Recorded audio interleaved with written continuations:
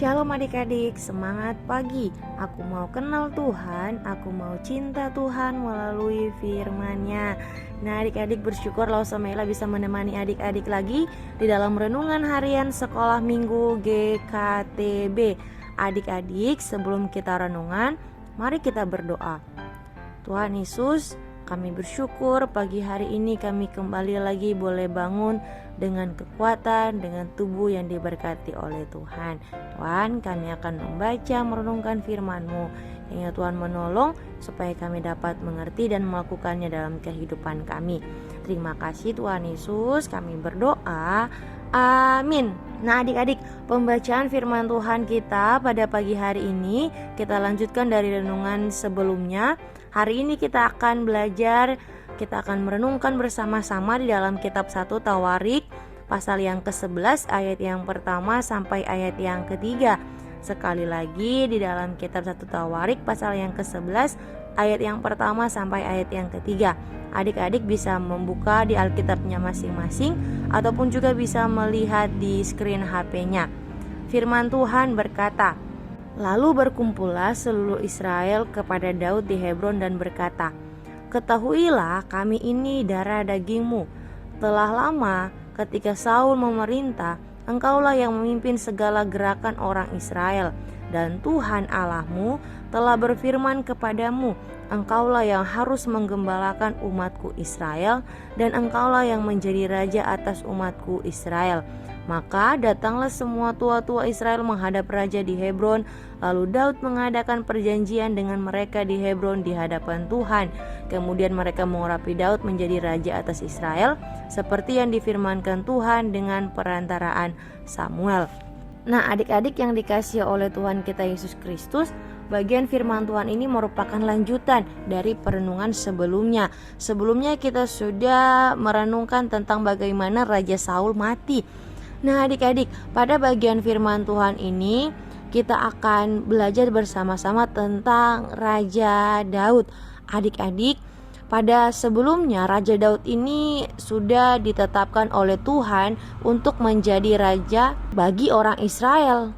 Tuhan berfirman kepada nabinya Samuel, tetapi Daud ini belum bertahta atau belum memimpin sebagai raja.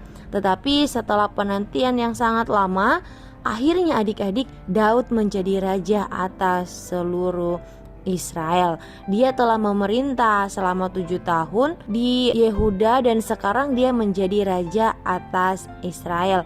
Bayangkan adik-adik, rentan waktu yang begitu panjang setelah Daud ditetapkan oleh Tuhan menjadi raja hingga saat di mana Daud benar-benar duduk di atas tahta kerajaan. Begitu banyak adik-adik peristiwa yang terjadi dari sejak Tuhan menetapkan Daud menjadi raja sampai benar-benar dia menjadi raja. Adik-adik, penantian yang panjang itu berakhir pada bagian bacaan kita hari ini, yaitu dalam ayat yang pertama sampai ayat yang ketiga langsung menyatakan bahwa orang Israel sehati untuk meminta Daud menjadi raja mereka. Nah adik-adik, kesehatian yang terjadi karena mereka sudah melihat bagaimana Daud memerintah atau memimpin Yehuda. Dia adalah raja yang adil, tidak mementingkan dirinya sendiri, tidak mementingkan golongannya sendiri. Dia tidak meletakkan sukunya di atas suku-suku yang lain di Israel. Jadi adik-adik, di dalam pengamatan orang-orang Israel, Raja Daud ini adalah raja yang baik. Nah, dia tidak mementingkan kedudukannya sehingga seluruh Israel yang datang meminta dia menjadi raja. Tidak seperti raja-raja yang lainnya ya adik-adik. Kalau kita sudah membaca atau kita merenungkan beberapa waktu lalu, ada begitu banyak raja yang rela membunuh raja yang menjabat, raja yang sedang memerintah supaya bisa menggantikan kedudukannya. Nah, adik-adik, Daud tidak seperti itu.